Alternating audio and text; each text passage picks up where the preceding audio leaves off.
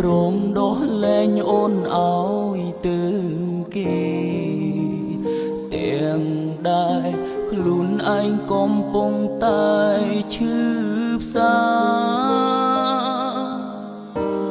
ខំបន្តទៀតដល់ពេលណាបើជី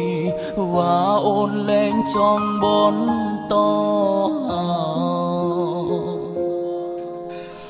ដងលែងអូនឲ្យមានក្តី